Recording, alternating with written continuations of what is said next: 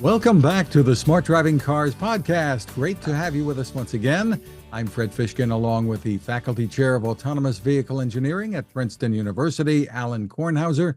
Hi, Alain. Good morning, Fred. Good morning. It's not for our next guest. With us again with a brand new edition of The Dispatcher, publisher Michael Sena from Sweden. Hi, Michael. Good afternoon. Nice to be here with you again. Well, for those in the audience who may not know, these guys are the co-authors of The Real Case for Driverless Mobility. If you've watched any of our podcasts, you already know that. You can find it and the audiobook on Amazon. The October edition of the Dispatcher has arrived, and the feature article is Vehicle-Related Telecommunications, Privacy, Security, and Vehicular Technology. Set up the issues here, Michael. There are some court battles pending, I think, in Texas and Sweden, not sister countries. Yes, that's correct. Definitely not sister countries. These things have been going on for quite some time. The whole issue of connectivity and how companies have established their connectivity over the years. I started with it, as I said in the opening page of the Dispatcher this month, that we began looking at telematics, which is what we called it then. We even had the group that I worked with was transport and telematics. Around the same time that OnStar was establishing its service, 1996. I was still working for Volvo. We were doing a study of the viability of having an emergency system. As you well know, Volvo was known for safety, and when word got out that General Motors was going to have a safety system, push a button, come to the emergency services, we felt that we at least needed to look at it and see whether it was possible, and we did. And at the end of '96, the board of Volvo said, move forward with it. OnStar came out in around that time, 96, 97. And Volvo and BMW were the next out with systems in around 2000, 2001. Ford had a system called Rescue, which it opened and closed almost simultaneously. The whole point of communications at that time was to be able to send a message somewhere, open a voice call, and deliver services to the vehicle, call for emergency services from the vehicle. The key here was to have a system that would not be hackable, that there was no way of getting into it, which at that point in time was rather easy because there was no internet, not even for all kinds of services, but there was definitely no internet in the car. Mobile telephones communicated with text messages, SMS initially, and just in Europe with GSM. But as the years went on, we began to add more and more functionality. We began to add more and more connectivity via the internet. And where we are today is many of the car companies have given over their systems to third parties, whether it's Google or other types of companies, where they have very little control over what's actually going on inside of the systems. So no one should be surprised that the kinds of things that are going on with vehicles in terms of connectivity are going on. But what does surprise me, particularly when it comes to OnStar, is that the companies would get so far removed from the services that they're providing that we could say, maybe to give them a break, give them some slack. They didn't really understand that delivering data to a data aggregator that then turns data over to an insurance company would end up with them being accused by the individuals who bought their car of not being able to get to obtain insurance coverage because the insurance companies were being fed data that said, you're driving too fast, you're driving too carelessly, you're making too many turns, you're driving at night, all kinds of things that these people weren't even aware of. I mean, we all make mistakes. Sometimes we brake too fast, sometimes we're not as careful as we should be, but we don't expect these things to be going off to places that eventually are going to cost us money or cost us the ability to even drive our cars. And that's pretty much what's happened. So these two things are going on at the same time: the issue of cybersecurity and the issue of data privacy. And that's what this article is the lead article is about. And there's a bit of a battle over who owns this data, right? Well, there's no question in Europe who owns the data. There should be no question in the United States either. If I buy a car, I don't expect the data that I'm generating in the car that I bought. I own that car.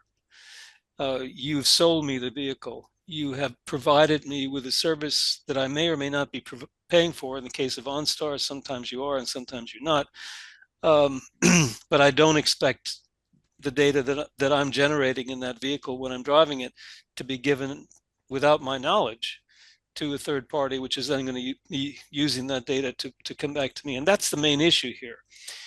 There's no law in Texas that protects the customer in the same way that there's a law in California that protects the customer's data.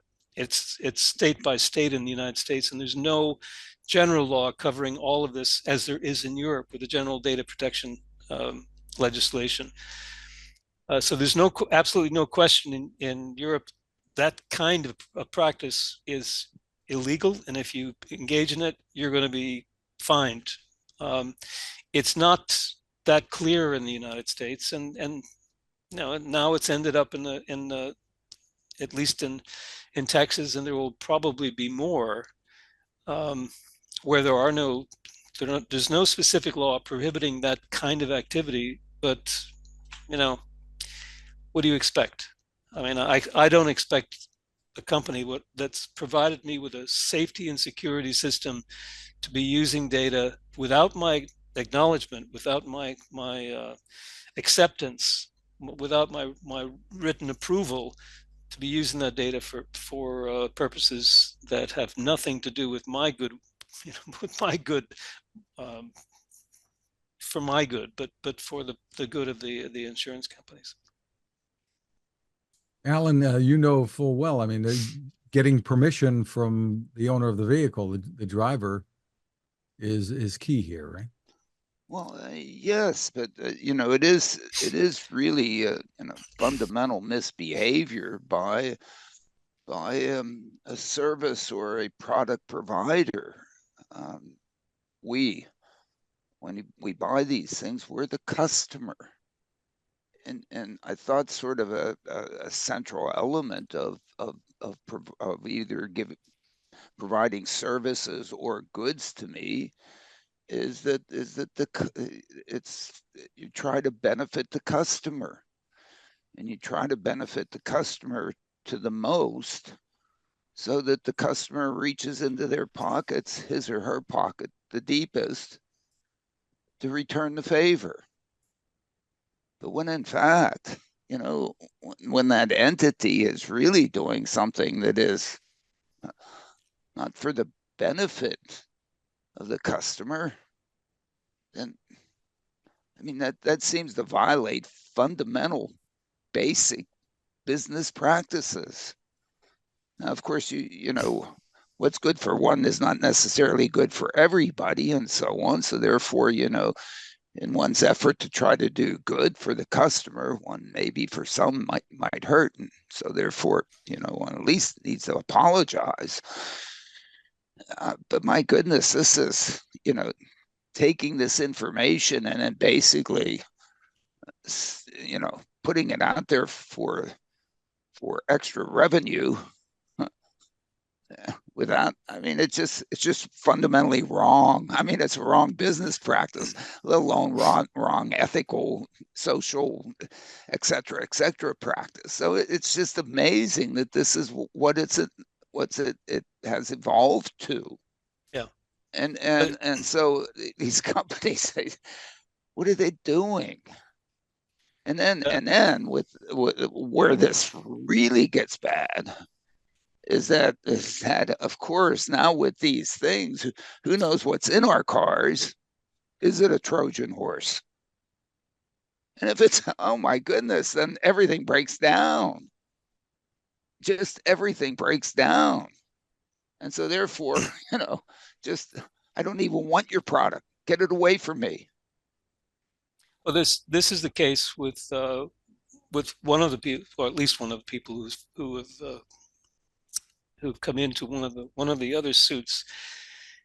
He specifically said, "I don't want this activated." It didn't seem to matter. And something happened a couple of years ago, and I thought OnStar would have, or General Motors would have learned a lesson from this. People had turned off the system, or they thought they had turned off the system. They stopped paying, but the system continued to send data to OnStar. And somebody figured this out and came back to General Motors and said, this is not good. And OnStar apologized and said, okay, fine. And now we find out that they're selling data. Well, we don't know if they're selling the data. This is not, I don't want to go that far. All we know is that OnStar, after this practice was identified, after the suit was brought to them, they said, we are cutting off all relationships with these two companies to whom, and they haven't said to whom we've been providing services. They just said, we're cutting off relationship to these companies. Well, of course, they knew they had a relationship with the companies. They were providing the data to these companies. Whether GM management knew it or not, OnStar was doing this. And if OnStar is doing this, it should be going through GM because GM owns it lock, stock, and barrel. It's not like this is a private company that's got its own stock. It's a department within General Motors. So it's not good. And then just now to segue into the other aspect of this. Now we've got situations with companies like Tesla, but not just, many of the companies who are providing sensors in the vehicles, cameras mostly, that are capturing data in and around the vehicle, even when the vehicles are not occupied, even when they're not moving. Now, I like the idea that my car has an alarm system that's activated when someone tries to get into the vehicle. I've often thought of devious ways of getting at that person who's going to steal my vehicle, but none of those would be legal. Putting poisonous gas inside my car is not something that I'd like to have happen to me if I open the car door without turning off the alarm. So these kinds of things aren't allowed. But with a Tesla, we know, and we've seen videos of this, somebody comes along and scrapes the side of the Tesla with some sort of a sharp instrument. We know who that person is. We see them. We see they're, and in Europe, Tesla had to go through a process of making sure that the person knew whether they were going to be trying to break into the vehicle or damage the vehicle or just sit up against it. They knew that somebody was watching them. The lights and the flash, then the horns would go off and the screen would flash. It was too subtle for the European Commission, so they forced them to do something more in order to be able to have this. But now, where is this data going? In one case, it's going to the customer in Europe. It's going to go to the customer. The customer's going to say, oh, something's happening here. I'm going to activate my system now. That's the way it works in Europe, because there has to be a relationship between the vehicle and the data, because that car is capturing data of someone else. It's not capturing me, it's capturing data of someone else. And I have to approve that in order for something else to happen. The same is not true in the United States. So now we've got data that's going to various places. It's coming to me in my phone, it's coming to service centers. this is not regulated. There are no standards. There's nothing that's has determined how these kinds of things should occur. Some companies just went out there and said, we think this is a great idea, so we're going to do it. And this is what you end up as you having. pointed Yeah, out, there are like third-party dash cams that do similar things. With Tesla, you do have to, as the driver, turn on Sentry mode Yep, for Sentry mode, right. for that to be activated. And you can get live video, from your phone, even if nothing's going on around your car, just to see what's going on around your car if you're Yep, sitting in a restaurant. So yep. yeah, but I think I'd like to go back to the fundamentals. From the fundamentals of the entity that's creating all these great capabilities, their focus should be on improving the customer experience, period. And if that requires an additional relationship, additional modification, additional agreement, additional, great, let that be an agreement between the supplier and the consumer. But to just put these things in there and maybe even put some window dressing on them, hey, it's for me. But then in the back room, taking this and doing, hey, it's really for me, is just like, I mean, it's just fundamentally wrong. And it is a wrong business practice. And it should be, I mean, customers should just uh, completely turn away from such products. Okay. I mean, what are these folks trying to do? Okay. And hey, if it may be a brilliant idea from the supplier point of view, but that has to be a brilliant idea from the consumer, from that consumer, because and consumers are different. They're all distributions. For some, you do some things. For some, you do others. For others, you say, "Oh my goodness, we can't help you. We can't help you. So we're not here." But to sit there, sort of, hide back doors, put it out there, don't tell anybody, do, and all that stuff. Come on, you shouldn't be in business. Mm-hmm. What else Totally can be agree. said? I mean, Yeah. it's what else can be said? Some of these things, and yes, come on, companies, behave. Well, governments like China's says, no, I'm sorry, Mr. Musk, you can't drive any of your cars anywhere near our airports, anywhere near our convention centers, anywhere near our government buildings, because you've got lots of cameras on those cars, and we don't know what you're doing with that data. And that's fine. That's fine yeah, for them to do that. yeah, Okay, and he should do it. And Mr. Musk says, but we're not going to do anything with that data. If we did, we would go out of business. I mean, come on. Well, maybe, but maybe that's true, and it is true what he says. He would go out of business, and He's so doing on, it. and so No, so no, no, therefore no. he Sorry. what? I'm not. No, he's doing Yes. that, and that the stock price is $270 a share, and it goes up and down a little bit, but it's higher than any other car company, and everybody wants to be Tesla because what he's doing is exactly what the people who want to buy and promote stock shares want to happen. They want that car company to be a tech company. They don't want it to be a car company like General Motors. Look at Ford, Ford's share price at $10 a share, hovering around 7 sometimes. They want to be Tesla. And so how do you get to be Tesla? You do all of this stuff by putting all of these things in there and collecting all of this data so that you can do whatever you do with that data. There's nobody saying no. There is no one saying these things are not proper. But just collecting the data is not necessarily improper. It's what you do with it, and you don't need to collect it all. You can turn it off here. Hell, the damn car knows whether or not it's going to be near a government building. It has GPS on it. My goodness, turn the damn camera off if that's what you want. The idea is, but and I'll argue in favor of Tesla.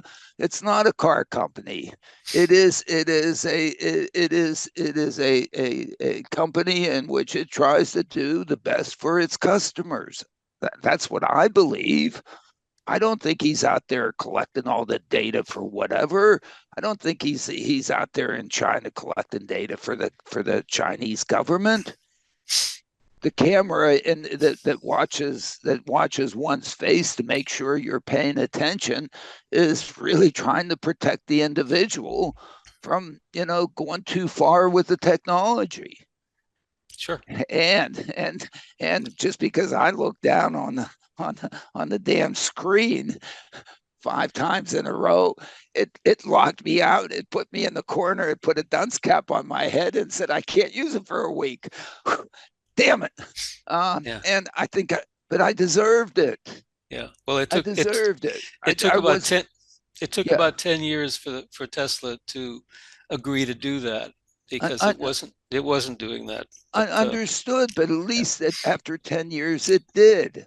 Okay, so at times it takes time to learn. I hope that I won't be put in the corner again with my dunce cap on. And with the latest update, Alan, it sees your eyes even if you're wearing sunglasses. So yeah. Yeah, well, yeah, no, I mean, I think some of this, I think that's we don't really want to focus on Tesla or whatever, or maybe we do, but the issue with information, just going on Chrome, just using Google search. Oh my goodness, you get anything today that isn't an advertisement and so on. And I have to find what's the little thing that I'm tired of being badgered by other people because of something. They think I'm Alain Lucy Kornhauser. So you can imagine what kind of ads I get. It's come on, folks, cut it out. Oh, but it's AI. Oh, Jesus. Oh, that's even worse. Now it's some sort of amorphous agent that is now sending me this stuff. Please stop. Never mind. That's another moving issue. along here. Then. Yeah. In the Dispatch Central section of the Dispatcher, Sweden's Northvolt versus China Inc. And you say Northvolt's long march is reaching its end. Yeah. Well, the long march is the reference is intentional. It's not a secondary. Yeah. Since I published the newsletter just 2 days ago, even more has happened. The Chinese supplier, which no one knew that Northvolt had, really. The fact that they've been 400 or 500 people from China there for the last couple of years, no one seemed to figure out that they were there working for a Chinese company and supplying key equipment to Northvolt. Someone accused them of sabotaging the equipment, and therefore the things are going. I mean, that would be totally ridiculous. But the fact is that Northvolt has had suppliers from China because they're the only ones who know how to do this stuff. And Northvolt admitted this. The whole purpose of Northvolt was supposedly to be a European or Western supplier of choice for companies in Europe and in North America who did not want to have to rely on a Chinese supplier in the way that Germany had to rely on Russia as the almost sole supplier of their electricity fuel. And they promoted themselves as this. And this is why the German government and the Canadian government and a number of other providers of funds have backed Northvolt. Volkswagen is a major supplier, and Volkswagen owns Scania, and Scania truck supplier. Scania is developing vehicles, batteries coming from Northvolt. I mean, this has been a major thing in Europe, and everybody has been behind it. and to see what's happening with Northvolt. They're in self-destruct mode right now. They've laid off 1,500 people just this past week. They're going into a period where they're just trying to stay alive, and the concern is that the only companies that might be possible buyers or let's say investors in Northvolt are Chinese, and that it's not going to be a viable situation if you've got a company that has been established to provide us an alternative to Chinese suppliers because they control the entire value chain of electric vehicles, batteries, vehicle, the whole end to end. That's just not going to happen. And it's not just Northvolt. It's basically all the companies in Europe and in the United States trying to develop technology which is essentially controlled from beginning to end. The only company that seems to have been able to get past this because they started early and probably served as a model for the Chinese companies is Tesla. I mean, Tesla built its own gigafactories and its own batteries, and it worked initially with the Japanese suppliers, and has gradually just taken over, and it builds its own batteries and has all of the agreements with the Chinese companies and supplies itself. Granted, it's how many cars Tesla is making now? It's quite a bit, a couple of million. But China's got the capacity to supply batteries for the entire 80 million cars that are, if all 80 million cars were electric cars, they would all be able to be supplied. So there's an overcapacity in China because they built this capacity up to be able to supply everyone.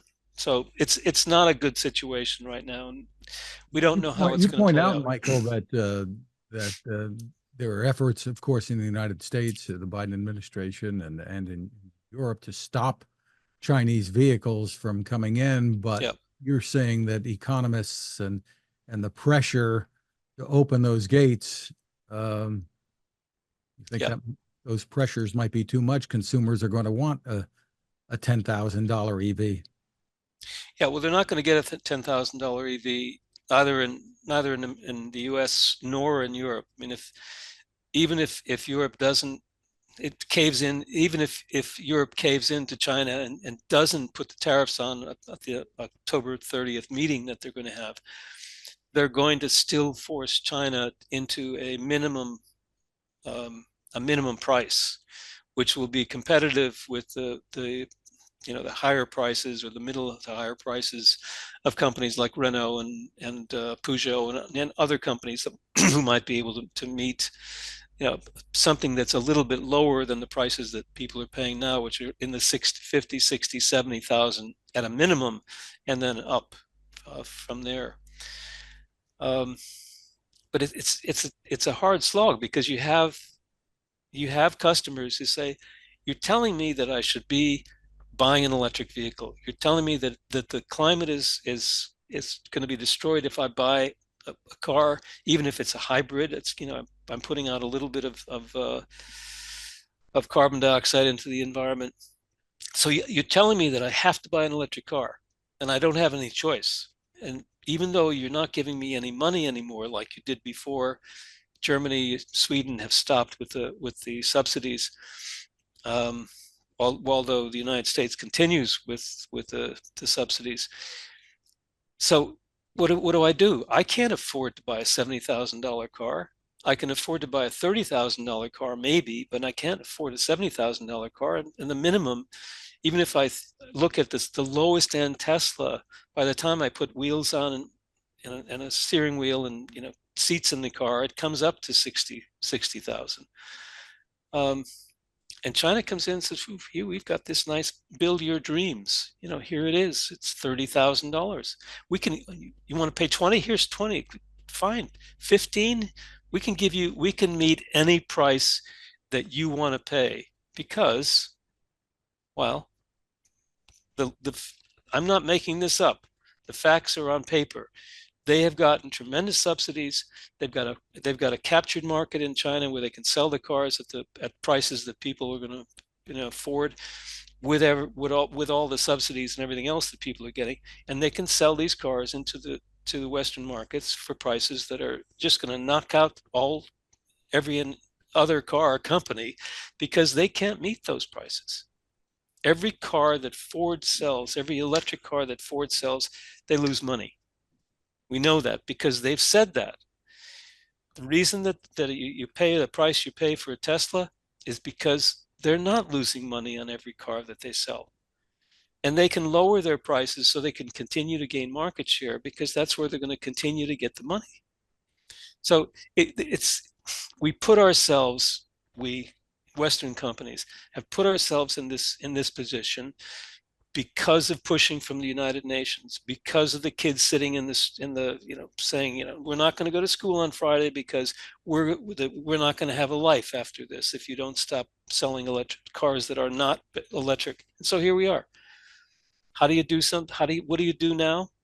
With Northvolt and with General Motors, everybody's trying to stay in business because organizations did what they did, and the companies who were in business didn't do what they should have done, which is say, let's sit down and let's talk about this. Let's make a plan. Let's decide how we're going to get from here to where we want to be in 10 or 15 years. Instead of now, Volvo saying, oh, we really didn't mean that we were going to stop selling gasoline and diesel cars by 2030. We didn't mean that. We thought that was a good idea, but now we realize that we can't do that because we want to stay in business. And if we continue to go with that line, we're not going to be in business. So it won't matter.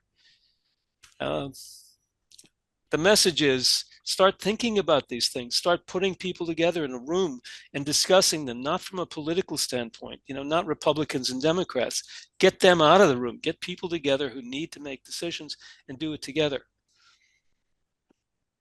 Speaking of politics, Michael, or Alan, you wanted to add something?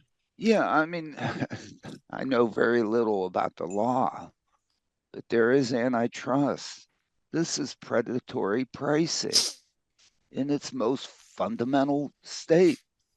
But instead of, investors or some company deciding to crush the competition by underpricing them by an extraordinary amount and funding it through who knows what investors, this is funding it through government. It's fundamentally illegal to have entities behave in this way. So I don't know.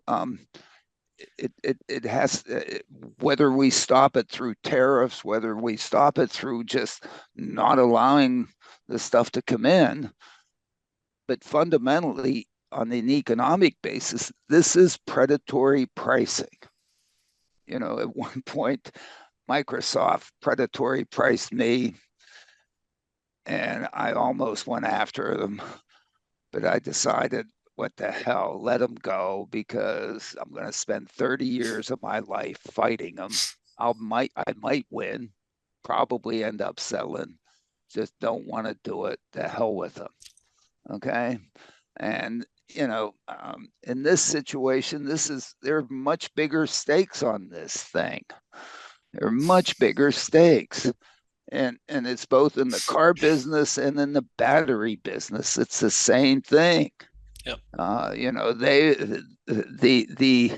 The subsidy that has been put into these things to prop them up so that they can both create it and make it available at what would not be, fundamentally economic prices, is just, I think it's fundamentally illegal. And it just doesn't stop. Now, the issue with respect to a Tesla, it apparently makes money, at least I don't know. Enough analysts look at what they submit on their quarterly reports and then their balance sheets. I guess we haven't found that they're cheating.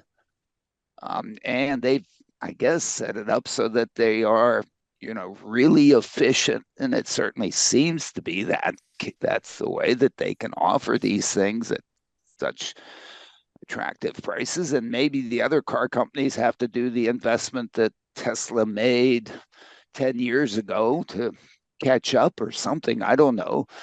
Maybe we should provide them with some help so that there's better competition.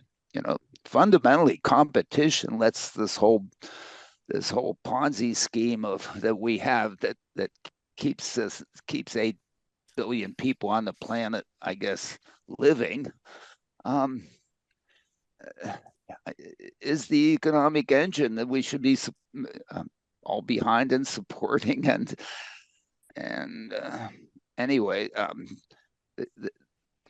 that entity the Chinese don't seem to be playing fair on this. Now, at least not according to the rules that we supposedly play under. But I think if we want to take it farther, there's no way we are going to let Chinese hardware and software under our current, geopolitical environment. We're not going to let that stuff into the U.S.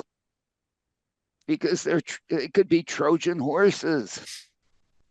And the Chinese government isn't going to let Tesla go ride around and, next to where their military facilities, government facilities, and all the other reasons. It's not going to come in. Well, I don't think we're going to let it in. That was an initiative announced by the Biden administration. Right. Yeah. I mean, the Commerce Department has come out. It's been set up. It's been in the works. And then given, the recent thing, in the Middle East and so on, oh my goodness, what are we going to have to do with these things as they come across the border? We're going to have to ask them to take their shoes off. Yeah. Alan, okay. I agree with what you said about China not allowing things to happen in China, but I don't agree that whether it's the United States or Germany or the UK, have the capabilities necessary to prevent what is happening and will most likely continue to happen. It would take more time than we have today to discuss why that problem is not going to be solved, but we're not capable of doing that. I mean, Volvo. Wait a minute. A Volvo is produced in South Carolina. That same Volvo is produced in China. The components that are in those cars are almost identical, if not completely identical. You say, we're going to get around the tariffs of the Volvos that would be coming from China by producing those Volvos in South Carolina. We don't know. There's no way that we would know what kinds of components and how those components are being produced unless we go into those vehicles and analyze each one of those vehicles independently. Not just one model, but all of the models. Whether it's produced in China or produced in South Carolina is irrelevant when it comes to what's actually in those vehicles. So we would have to go much further than these present proposals about saying, well, okay, you can't bring a BYD in, but if that BYD is now made in Mexico, or if in case of Europe, if it's made in Poland, then it's okay. This is very, very complicated. I don't think that that's what it's going to be. I think we now have the compute capability to look at every darn part and see where in the heck it came from. Even a bolt has to come across the border. Okay, I think that's what it's going to come down to. Yeah. Because we're not talking about bolts. Huh? We're not talking about bolts. We're talking about data. We're talking about data. Yeah. I'm taught there are two things. There's the software and there's the hardware. There's where the bolt was manufactured and who wrote the software. Okay. And both of those things. And then with respect to who wrote the software, well, my goodness, that is going to have to be analyzed. Well, I Yeah. don't know, to Yeah. make sure that there isn't a Trojan horse in there. I mean, my goodness. And if that doesn't work, then there's going to be so much fear put in across the country that nobody's going to go in and buy one of those things. Because in fact, my goodness, we're all susceptible. Yeah, I You know, agree. But these things are running around and they were produced by an adversary. We shouldn't have that kind of adversarial relationship with China in the first place. yeah, I disagree. it's true. We should all be friends. That's true. Okay, we shouldn't be enemies. But Well, if we are enemies, it's going to get to a point in which it's, I even think it's going to ruin international trade. yes. You know, am I really going to buy Chinese tea to put in my water? I'm going to make you drink it first. I tried buying a toaster that wasn't made in China. You can't. I, well, you know, several years passed, and wherever I went, I'd try to take I know people were looking at me. I'd pick the toaster up, couldn't find anything.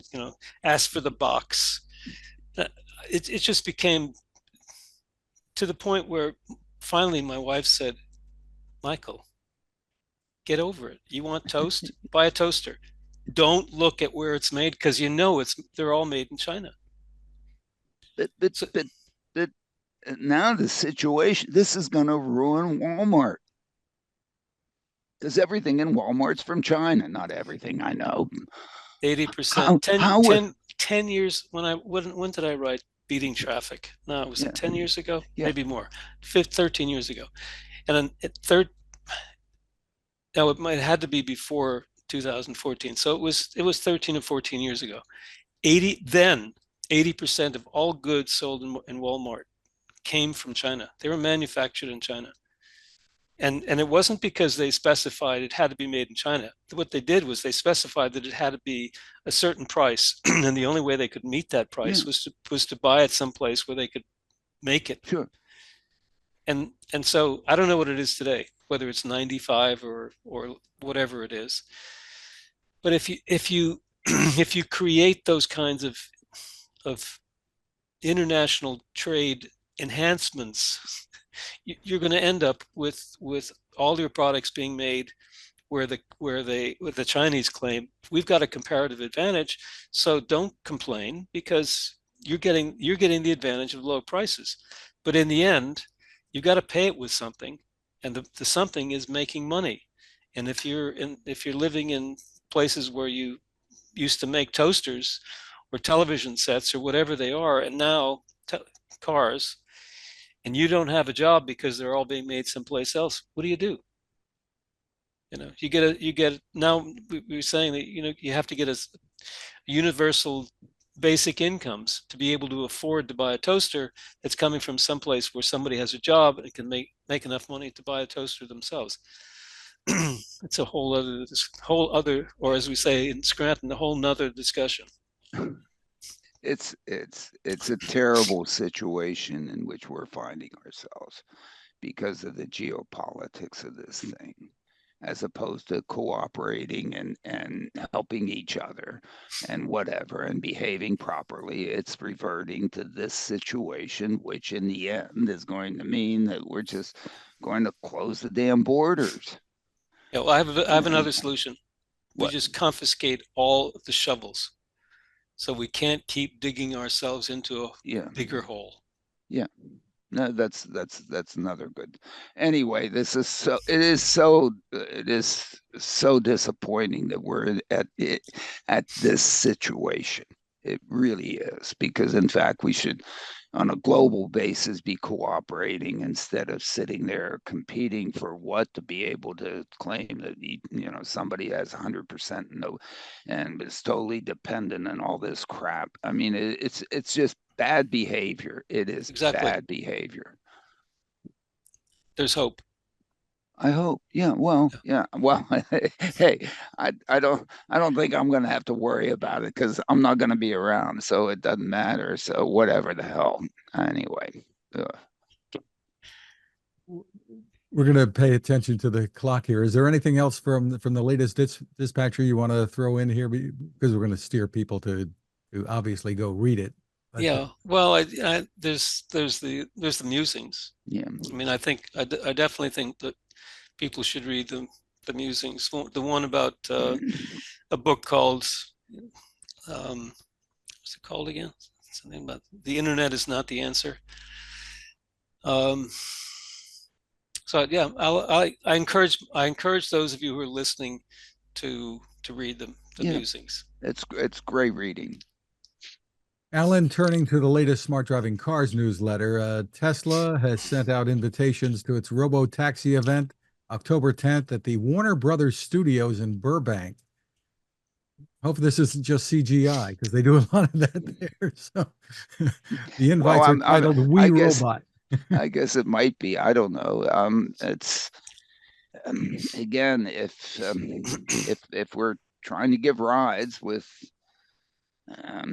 one, at least for some people, the opportunity is to do it without a driver and having a computer do it, for the obvious reasons that it should be a heck of a lot cheaper and maybe even more productive, and people can do other things and that are more worthwhile than just trying to keep from crashing.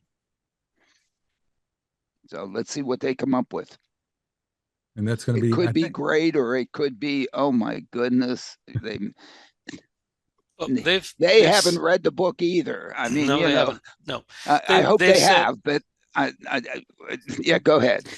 They've said that the idea of their Robotaxi business model is that anybody can buy a car, and during the 90% of the time when you're not driving it and it's sitting someplace, it could be out there earning money and helping to pay you for having bought their car.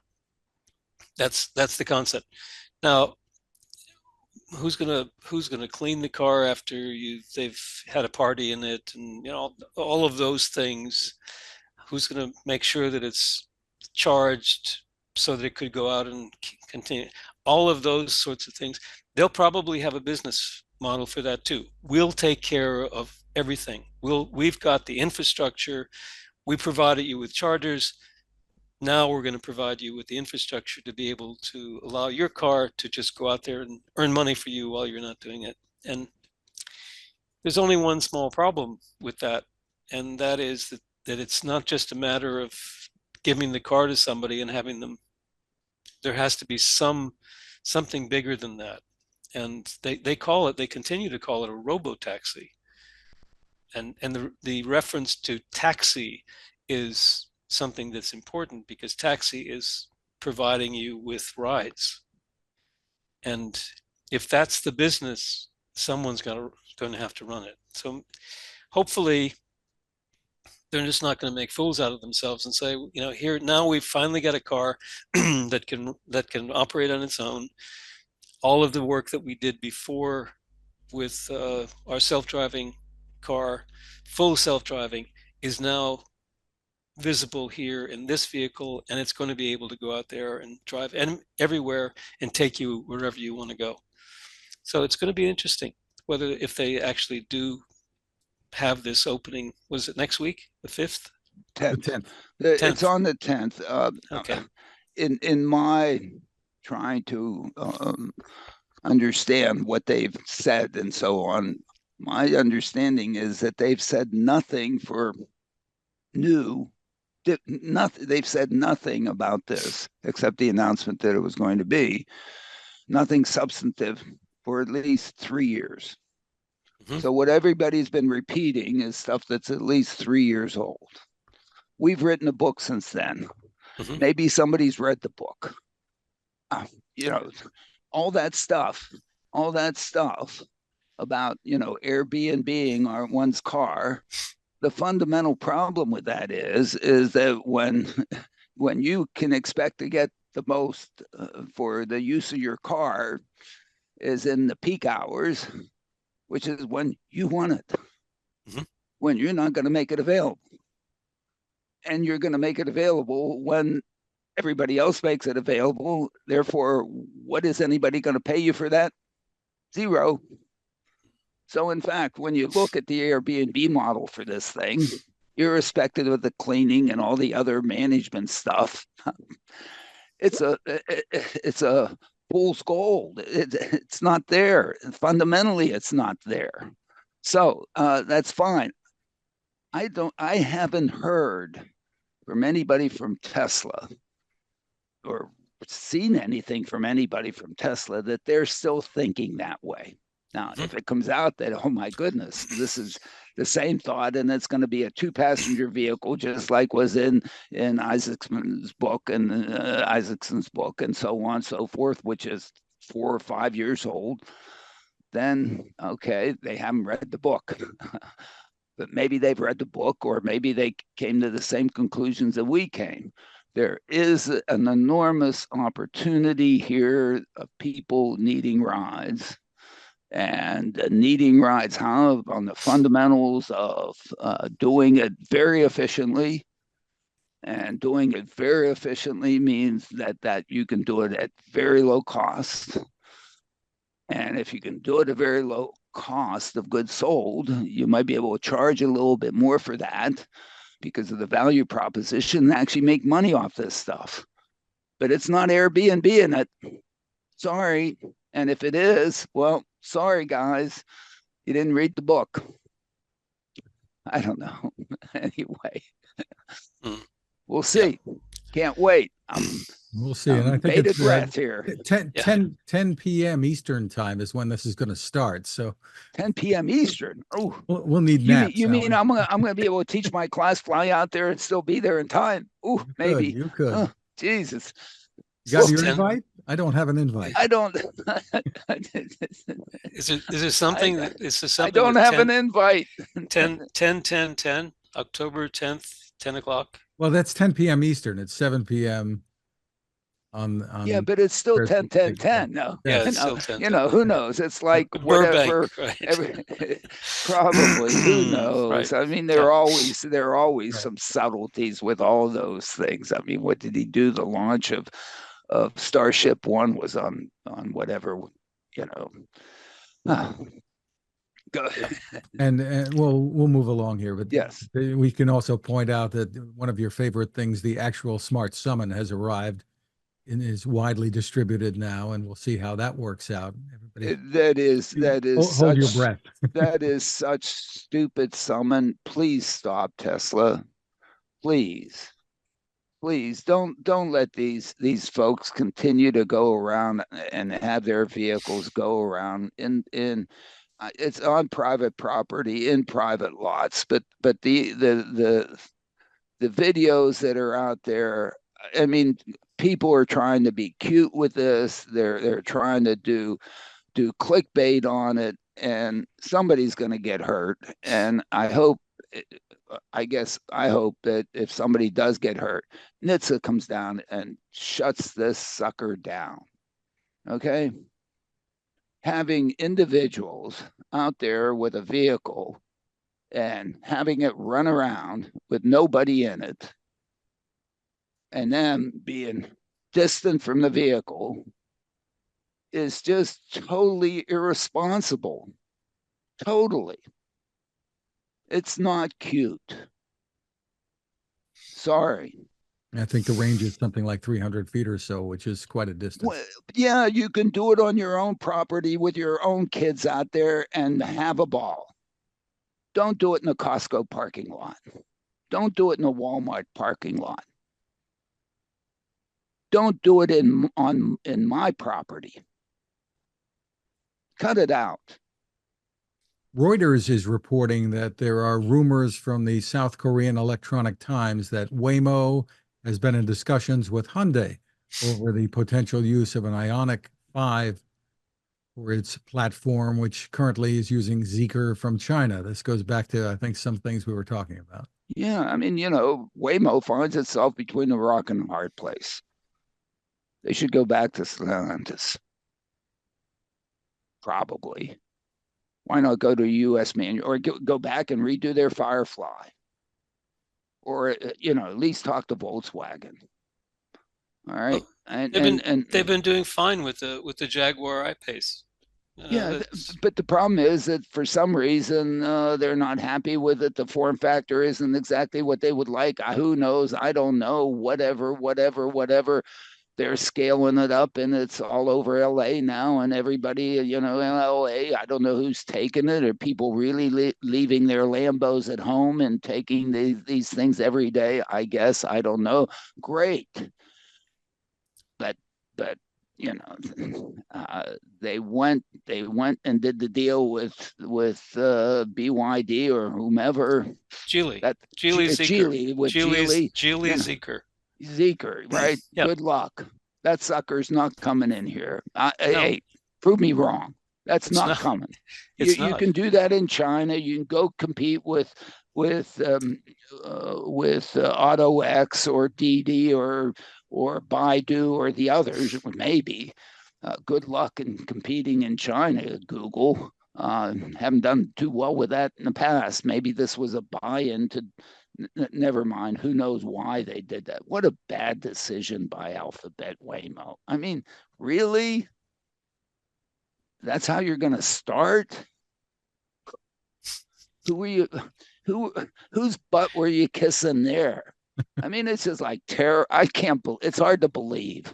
Well, it's possible, as you mentioned it, it's possible that they did this deal because they saw it as a potential way of coming into China where they haven't been able to operate before. Absolutely, of course it is. So they do the deal. Zeekr nobody knows who Zeekr is. Nobody knows that it's part of Geely. Nobody knows how many cars they sell. You can't depend on any of that information. Why Geely in the first place even established this brand when it already had Volvo? It has its own Geely cars. I wrote about this in a couple of dispatches ago about how the Geely operation, their mode of operation is to establish a company, put it on the market, sell 10 to 15 or 20% of it, get the money to invest in themselves and provide the money back to their owners, eventual owners. I mean, it's a whole concept, and they've done this with a number of brands. They bought Lotus. They have the London Taxi. They've got Lynk & Co., which is another company that's trying to sell cars in the European market, that sell cars in China. I mean, the fact that they're doing this deal with Geely as opposed to SAIC or BYD is another thing to be just wondering about. What are these guys doing? So maybe they've come up with maybe someone has said, come on guys, all right, South Korea, okay, China, no, not okay. So let's get real again. Yeah, or at least Alan, you have a link to remarks from the co-CEO, Dmitry Dolgov. He received an Alumni Merit Award at the University of Michigan. You've got a link to that in there. Yeah, I don't think he talks about this deal. I haven't watched it yet. Yeah, no, he talks about the deal, and it's good presentation and so on. But the most important part of the presentation is what they're doing with their compute stack to be able to drive safely, and their approach, and that's a very good description in terms of what they have there, and you can compare it to what Tesla's trying to do, and what GM Cruise is trying to do, and what Motional was trying to. Who knows? I guess whether or not they're still in business or not in business, or they're on their way out. So I think that's the value proposition there, and watching that. This, I, I don't know. Maybe the deal was all motivated by Zeker or something or whatever, Most probably. Yeah. They're forcing their way into it. But my goodness, unless Waymo decides that they want to provide their services in China, good luck against Baidu and AutoX. Okay, you're never going to get let in. It's never going to happen. It's just not going to happen. They can't even have their Google in China. You think you're going to have your Waymo? Cut it out, Alphabet. Who makes these decisions? I guess I don't know. Seems like whatever.